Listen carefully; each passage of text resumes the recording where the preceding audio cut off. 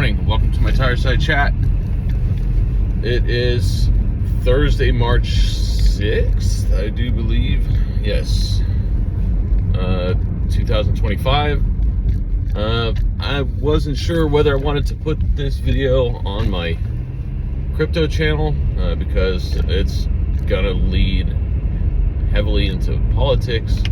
I wanted to kind of stay away from politics on this channel as much as possible, but realistically, I don't see how that's possible because cryptocurrency is tied to economics, which is tied to politics, which is tied to the stock market, which is tied to all sorts of international trade. I mean, it's all interrelated, and you can't, it's difficult to exclude any of those from the other because they're all interrelated. So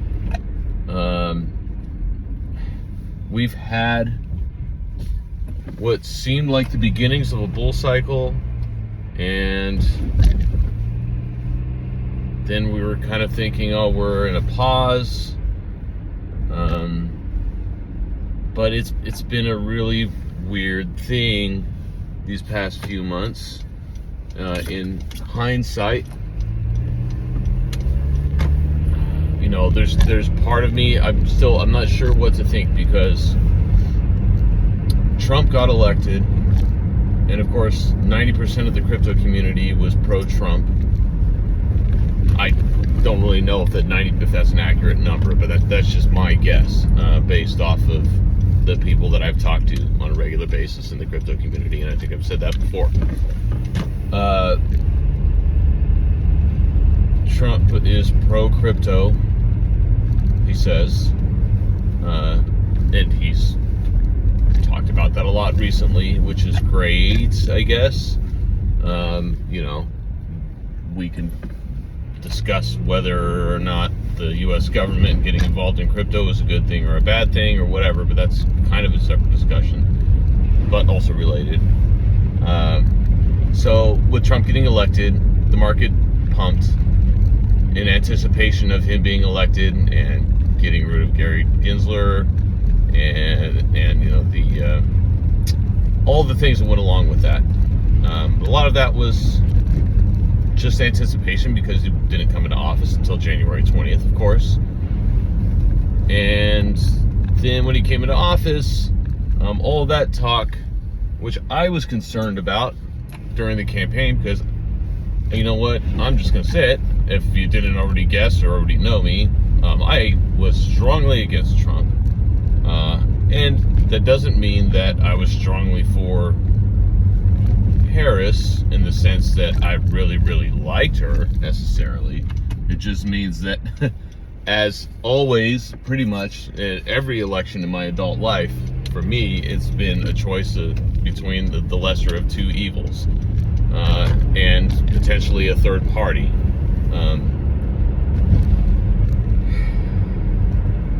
All that to say,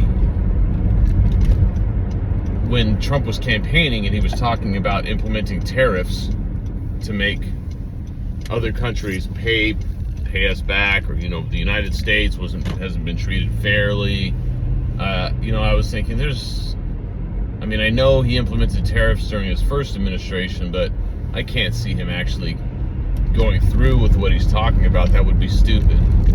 And I kind of doubted that he would actually do it to this effect, because obviously people that support him think that in the long term this is going to be a good thing for us in the long term. There's no evidence to support that, unless maybe there'll be some positive impacts 4 years from now, where companies like Honda have announced, and I don't know who else has, if anyone, but I happened to come across a news article where Honda had announced that they're going to be moving some of their manufacturing from Mexico to Indiana, but that's not going to happen. They're not going to start churning out cars until 2028. No surprise there. So, I mean, that's one positive thing you could point to.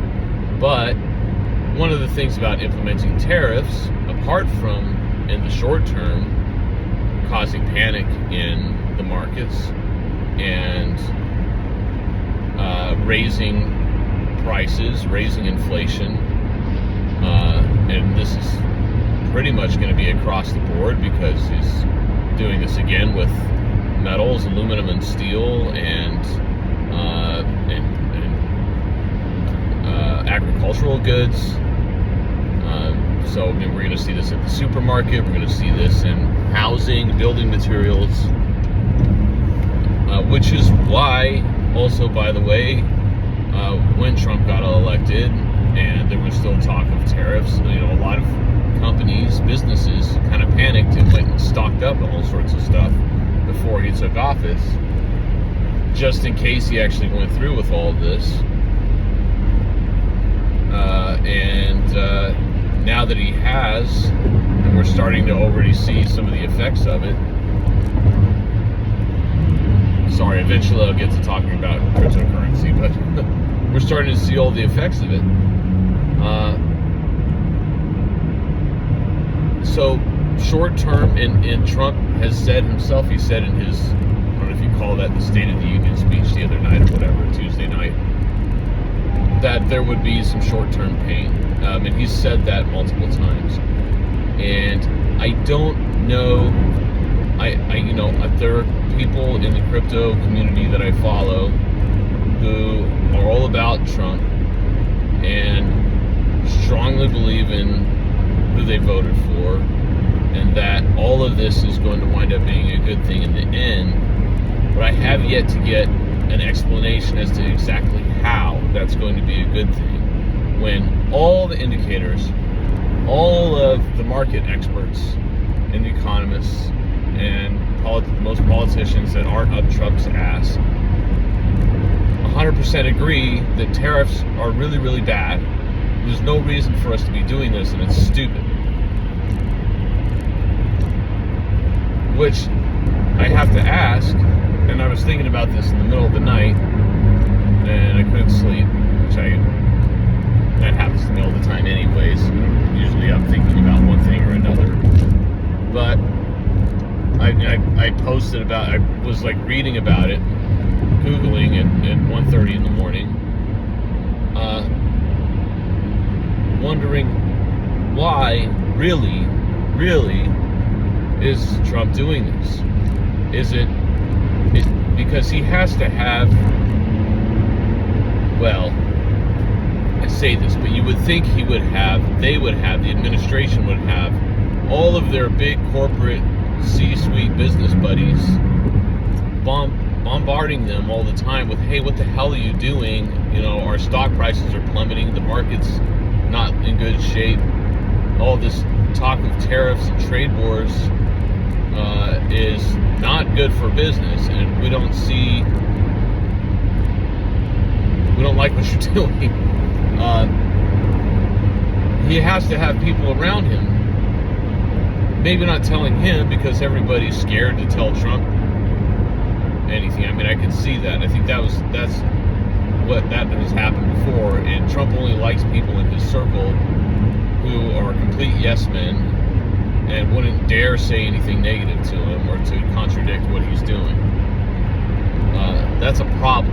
Any company that I've worked at where the CEO was that type of person and you couldn't tell them that, hey, maybe this is a bad idea, or maybe you should look at this other suggestion, and maybe we should think about doing things this other way, and the CEO just then fires that person for speaking up, that's not a good way to run a business. And that's how we're running this country, I'm afraid. So either he doesn't have that, he doesn't have people around him telling him not to do this, or they're just not telling him, or they're being quiet about it.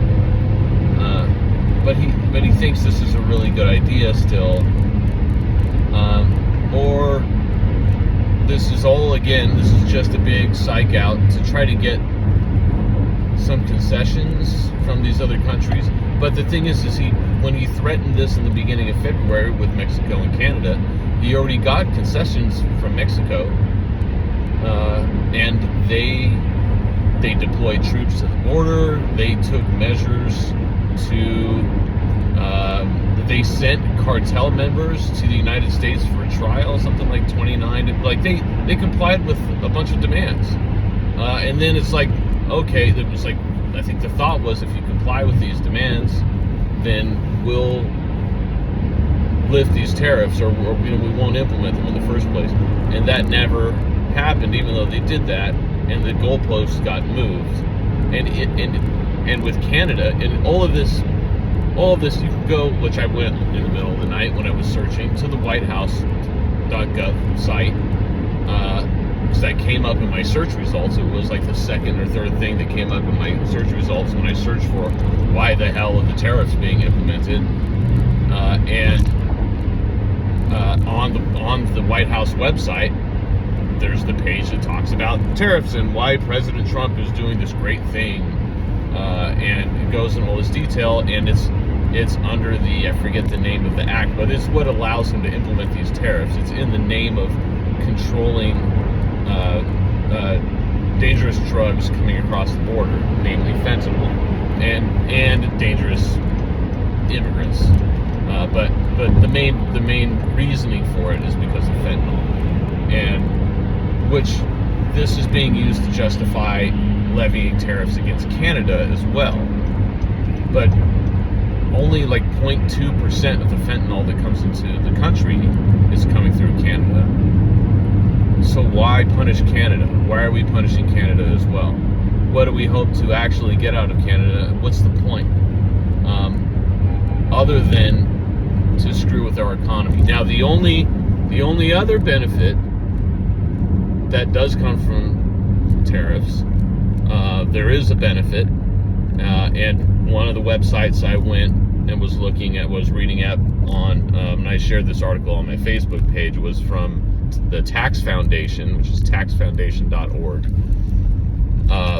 where they laid out, it was a pretty long article where they laid out the pros and cons, mostly cons, and the history and all the analysis that's been done on like any tariffs that the U.S. has ever levied, like historically, and going all the way back to Adam Smith and different economists talking about the effects of tariffs, even in the 1700s, and back when in the 1700s, when that was one of the primary ways that governments got funding was through tariffs. And why they should be limited, even back then, hundreds of years ago.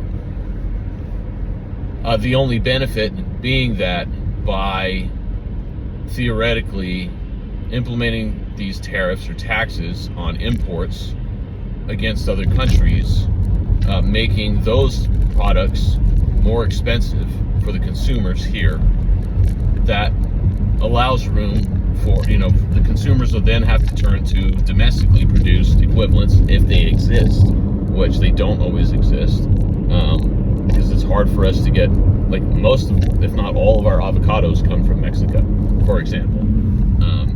So, I mean, if you can find locally grown avocados, great. However, if there's a factory farm that's growing those, now that the Mexican ones have gone up in price 25%, what's to stop the locally grown ones, or the domestically grown ones, those companies, from raising their prices to match that, just to make more profits, and just because they can, which traditionally is what is shown to have happened.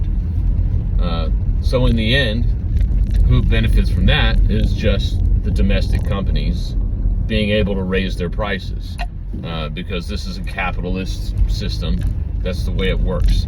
Any chance that a company, especially a medium to large organization, has to raise their prices and increase profits and revenue, they're going to take it.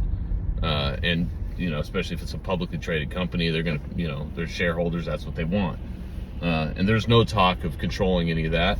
There's no talk of taxing corporations anymore, because even there's talk of lowering tax rates for corporations.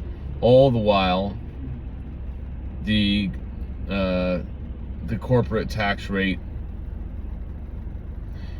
and the taxes on the rich that have been there, if there's tons of data and research to show, I mean, it's plain, it's very plain to see that if we really wanted to address poverty in this country, or the cost of healthcare, there are so many easier, more obvious ways to start attacking those. We just don't have the people in power who are willing to do it, because they all represent the corporations that are ripping us off. So I'm at work now. Tying this back all into crypto, because I have a lot invested in cryptocurrency. Obviously, that's why I have this channel. And you know, where we were in December and how far down we've come. You know, one of the influencers that I've followed for a few years, you know, I take anyone's advice with a grain of salt. But he basically just said there is no alt season. There's not going to be an altcoin season this year. And he doesn't. He thinks we're in a bull market or a bear market potentially, unless Bitcoin recovers to 102.5 thousand and stays there or goes up from there soon. He's a strict technical analyst. So, but I hear that. I hear other varying opinions. The problem is Bitcoin is tied to stock markets and its performance somewhat heavily, most would argue, I would think. And that's going to be tied to everything that's going on politically and the geopolitical stage. Long term, I don't see unless Trump revokes these tariffs and does a complete 180 and says, hey, we're going back to free trade with Mexico and Canada, we're going to strike a new deal, we're implementing these other, you know, I don't see that happening. That'd be great at this point. And maybe these are just, I mean, they're not idle threats. He's already moved forward with them. But that's how he sees. That's the only way he knows how to negotiate things, is to bully people. And so I don't know what is the end game. Why are we doing this? What do we really want to get? Is using this as an excuse to get more revenue for the federal government? But it's something like, with the new tariffs, the tax foundation said that it would generate, it was like 180 billion a year, which is not, in the grand scheme of things, it sounds like a lot of money. It's not really a lot of money. There are a lot of easier ways that we could generate that kind of money. Don't get me started, but all of that, between that and the things that Department of Government Efficiency is implementing, that's a whole other discussion too. I'm not going to get into that right now. All this to say, I'm more and more worried all the time. I'm worried not just for my crypto portfolio. Here we're hoping, you know, it's March, April, May.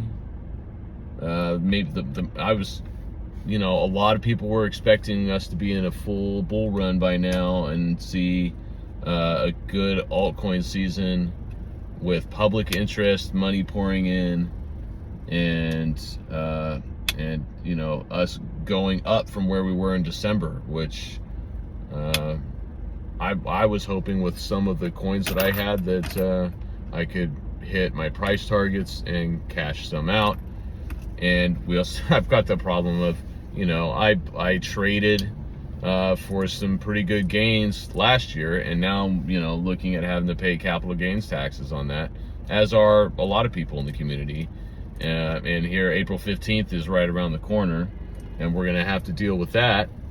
And, you know, the hope was that, you know, the market was going to continue to go up, at least by April. It'd be where it was or better, and we could cash out some of those gains to pay the taxes for last year. Now it's like we're massively in the red, and like, oh crap, how am I going to pay the IRS now? I got to pay the IRS. I'm just going to delay it and pay penalties, I guess, or do a payment plan, or put it on a credit card. I don't want to do that, but this is a crappy situation that we're in, and it's totally unnecessary. Yes, Trump is talking about buying up reserves for the U.S. government in crypto. That will be on, you know, like 4 or 5 major blockchains, you know, the top of the list. Will that benefit altcoins? I don't know. The thing is, on the other hand, all this negative stuff I'm talking about, there is still all this talk about crypto and their support for crypto, and there's hundreds of millions that was donated to the Trump campaign by the crypto industry. So you got to think those people, you know, they put a big stake into this administration, and I would expect that we're expecting a return on that. Just like Musk donated hundreds of millions to the Trump administration, he's sure getting his money's worth. He basically gets to be president now, and just do whatever the hell he wants. So at this point, again, still, I have no choice but to just sit back and watch while my portfolio kind of still bleeds to death from where it was. Yeah, I'm in the green from where I was 2 years ago, but it's pretty depressing compared to where I was 3 months ago. And yeah, with the whole tax season thing coming up, it's a little stressful, I have to say. All this has been weighing on me pretty heavily. I know there's not a lot of people in the crypto community, again, who agree with me at all on my politics.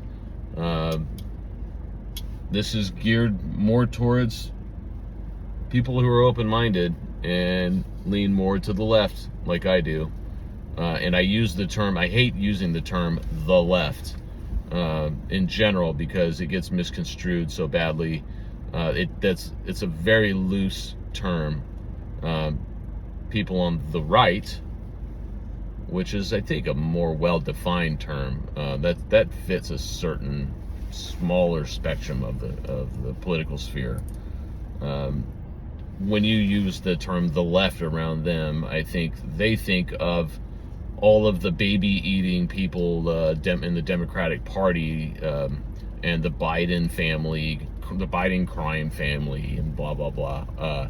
Those and the people that support them. And if you're a Democrat, then that's what you're into, and that is not at all accurate in any way, shape, or form. You could also say that the left is just the people who are members of the Democratic Party, and whatever preconceived views you have of people that are in the Democratic Party, which coming from Republicans is usually wrong. If you're getting most of your information from Fox News and Tucker Carlson, I'm sorry, but and websites, news organizations that align with that and that whole sphere, I think you have a pretty distorted view of people like myself. And I don't even include myself in that sphere. I don't consider myself to be a Democrat. I never have. I've had to vote Democrat just because it was strategic, but I'm not happy with either party, and just only been slightly happier with the Democratic Party, just because I mean, if nothing else, they just aren't destroying things as quickly as the Republicans are. We'll just say that. And getting wrapped up in whether or not the Bidens were involved with Epstein or what, like, well, that's all irrelevant stuff to me. That has like no effect on the bottom line, and whether or not Social Security is going to get canceled. That's way over sensationalized, if you ask me. I don't care about that. So I've gone off on kind of a rant here, and it's 25 minutes in. I guess I'll end this here because I'll just talk about this for hours. Take it or leave it. Have a great day. Good rest of the week. It's Thursday.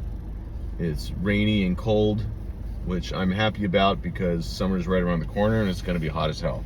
So we have that to look forward to. So positive. All right. Much love, everyone. Take care.